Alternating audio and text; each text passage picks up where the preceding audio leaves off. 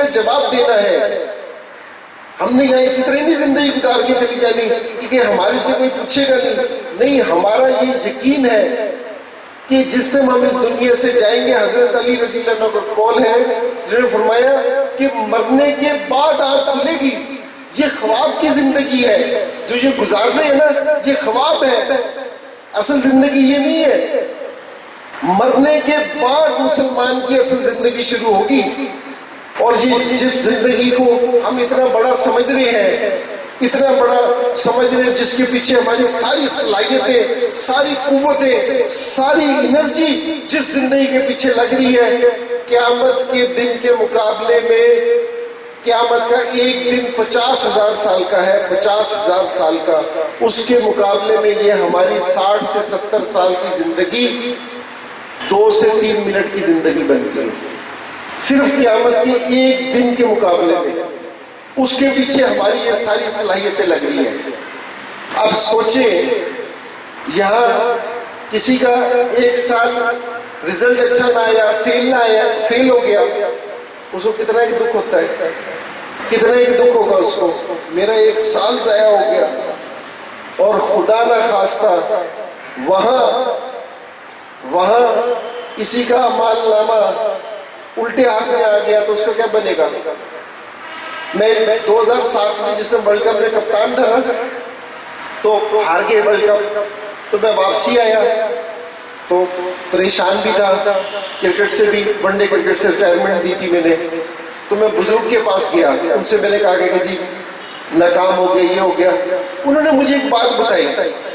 اس نے کہا کہ اللہ قرآن میں کہہ رہے ہیں کہ میں نے اس دنیا میں نہ کامیابی نہ ناکامی کچھ رکھی. اللہ قرآن میں بتا رہے ہیں. ہم اسی طرح ناکامی اور کامیابی کا شور مچائے جا رہے ہیں. اس دنیا میں کوئی کامیابی اور ناکامی نہیں ہے. کامیابی کس کو کہتی ہے؟ جس کے بعد پھر کبھی ناکامی نہ ہو، اس کو کامیابی کہتی ہے.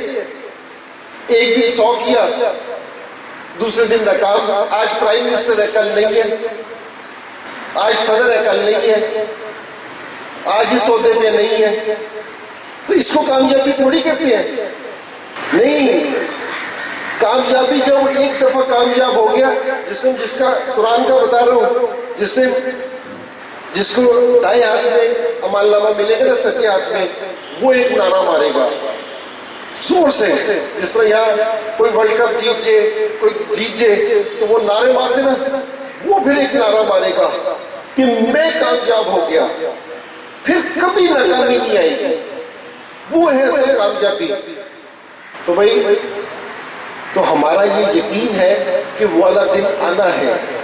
ہم سارے ابھی کوئی 10-12 دن پہلے 8 تاریخ کو میرے سسر کی ڈیتھ ہوئی، اور کوئی 4 سے 4.5 مہینے پہلے میرے والد صاحب کی ڈیتھ ہوئی. تو جس سے میرے والد صاحب کی ڈیتھ ہوئی تو ایک مولوی صاحب سے تھوڑی سی چیز شیئر کر رہا ہوں آپ کے ساتھ. دوستی ہے میرے. جس سے دفنا دیا، قبر پہ مٹی وغیرہ ڈال دی، تو اس کے بعد انہوں نے قبر پہ کھڑے ہو کے ایک فکرہ کہا. انہوں نے میرے سے، ساروں سے، جتنے بھی لوگ کھڑے تھے، انہوں نے کہا کہ انسان اس دنیا میں اس دن کی تیاری کرنے کے لیے آیا ہے. کہ یہ جو دن ہے نا اس کا، اس دن کی تیاری کرنے کے لیے آیا ہے. کیوں؟ یہ اب ہم نے مرنا وغیرہ نہیں ہے. مرنا ختم ہو گیا، مرنا نہیں ہے. اب انتقال ہے مسلمان کا. جس طرح یعنی زمین کسی کے نام ہے، کسی اور کے نام ہوگی تو ہم کہتے ہیں نا کہ انتقال ہو گیا زمین کا. تو اب ہمارا بھی انتقال ہونا ہے، ٹرانسفر ہونی ہے اس دنیا سے دوسری دنیا میں. اور جس میں یہ ٹرانسفر ہوگا نا، جس کو ہم کہتے ہیں کہ مر گیا، روح چلی گئی، تو انسان 1 سے 1.5 منٹ کے لیے غائب دماغ ہوگا، بس کہ اس کا دماغ کام نہیں کرے گا 1 سے 1.5 منٹ کے لیے. اس کے بعد کیا ہوگا؟ انسان بالکل ایسا ہوش و حواس میں آئے گا کہ جیسا پہلے بھی کبھی نہیں ہوگا. اس دنیا میں بھی ایسا ہوش و حواس میں نہیں آئے گا. کیوں؟ کیونکہ اس نے 3 سوالوں کے جواب دینے جس کی تیاری کے لیے وہ یہاں آیا ہے. 3 سوال، جس نے اس 3 سوالوں کے جواب دے دیے تو ایک دم اس کا پروٹوکول شروع ہوگا. اور جو سوالوں کے اللہ نہ کرے کہ کوئی بھی مسلمان ہو ایسا جو ان 3 سوالوں کے جواب نہ دے سکے. کیونکہ بھائی ہم لوگ ہیں نا، ہماری جہاں دنیا کی آگ ہے نا، اس پہ ہلکی سی انگلی لگ جائے ہم برداشت کر سکتے ہیں. اور جہنم کی آگ ایسی ہوگی حاویہ، جس کا ذکر ہے کہ اگر اس آگ سے نکال کے کسی کو اس دنیا کی آگ میں ڈال دیا جائے نا تو وہ گہری نیند سو جائے. ایسی آگ ہوگی. ہمارے سے یہ والی آگ برداشت نہیں ہوتی تو وہ والی آگ برداشت ہوگی نہیں. حکیم لقمان علیہ السلام آخری وقت میں انہوں نے اپنے بیٹے کو ہے نا کچھ نصیحتیں کی. ان میں سے ایک نصیحت یہ بھی تھی کہ بھائی اتنا گناہ کرنا جتنا برداشت کر سکو، جتنی کی سزا برداشت کر سکو. تو بھائی یہاں کوئی ایسا آدمی ہے جو اللہ کی سزا کو برداشت کر سکتا ہے کوئی ایسا؟ تو بھائی یہ سوچ کے کچھ کرنا.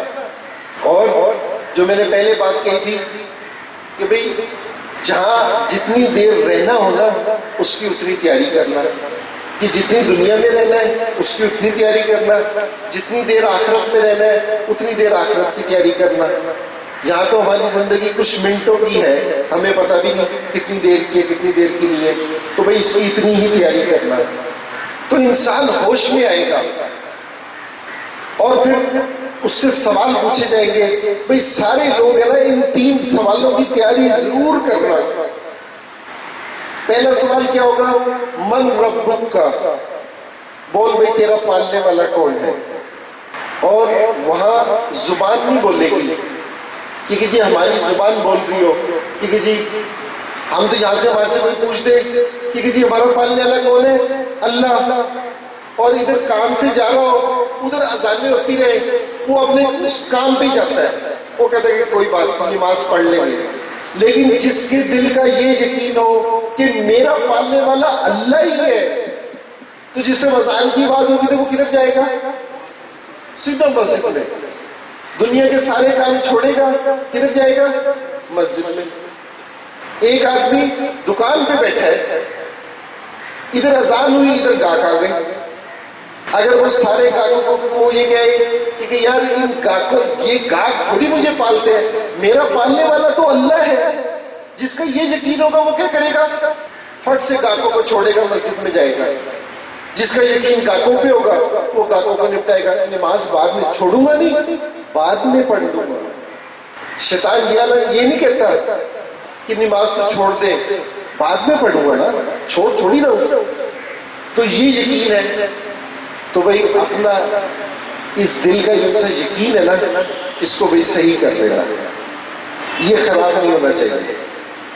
سب کچھ کرنے والی ذات کون سی ہے؟ اللہ ہے. بیماروں کو شفا کون دیتے ہیں؟ اللہ.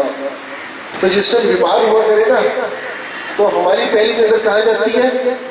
ڈاکٹر کی طرف. اللہ کے رسول نے کیا فرمایا؟ جس کا مفہوم ہے کہ اپنے بیماروں کا علاج صدقے سے کرو. صدقہ سب سے بعد میں دیتے ہیں، ڈاکٹر اور دوائی پہ پہلے یقین ہے. تو بھئی یہ غلط یقین ہے. اس غلط یقین کو صحیح یقین میں بدلنا ہے. یہ ہے محنت. یہ اتنے ماشاءاللہ آپ کالجوں میں پڑھتے ہو، سارے کالجز کا آپ کو پتا ہوگا، ساری جگہ کہیں ڈاکٹر بن رہے ہیں، کہیں انجینئر، کہیں CA، کہیں کیا پتہ نہیں کون سی چیزیں آ گئی. ساری جگہ لوگ بن رہے ہیں. کبھی یہ سنا ہے کہ یہ جگہ ہے جہاں یقین صحیح ہوتے ہیں؟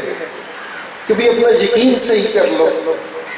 تو بھئی یہ جو چیز محنت ہو رہی ہے نا یہ یقین صحیح کرنے کی محنت ہے کہ ساروں سے ہٹ کے صرف ایک اللہ پہ یقین کرنا کہ بھئی یہ اللہ ہے ہمارے جو سارے کام بنانے والی ذات ہے. وہ ابھی بیچ میں یاد آ گیا، ایک لڑکا تھا، ابھی ہم ساری صلاحیتیں آج کل پڑھنے کا بہت زور ہے نا. ایک یہ اپنے لاہور ڈیفنس کا لڑکا، ان کے ماں باپ نے اس کو امریکہ بھیجا پڑھنے کے لیے. امریکہ گیا پڑھنے واسطے، پڑھ کے آ گیا واپسی. بڑا زبردست جو بھی اپنا کرنے گیا تھا وہ پڑھ کے آیا بڑے اچھے طریقے سے. آنے کے 2 سے 3 مہینے کے بعد اس کو کینسر ہو گیا. نیشنل ہاسپٹل میں ایڈمٹ تھا. تو ایک دن اپنے ماں باپ سے کہتا ہے کہ میرے کمرے کی فلاں دراز میں میری ڈگریاں پڑی ہیں، وہ ذرا لے کے آنا۔ وہ ماں باپ اس کی ڈگریاں لے آئے۔ اس نے کہا کہ جہاں میں جا رہا ہوں ادھر ان میں سے کوئی ڈگری کام آئے گی میرے، جو یہ میری ڈگریاں ہیں میرے پاس، ان میں سے کوئی ڈگری کام آئے گی میرے؟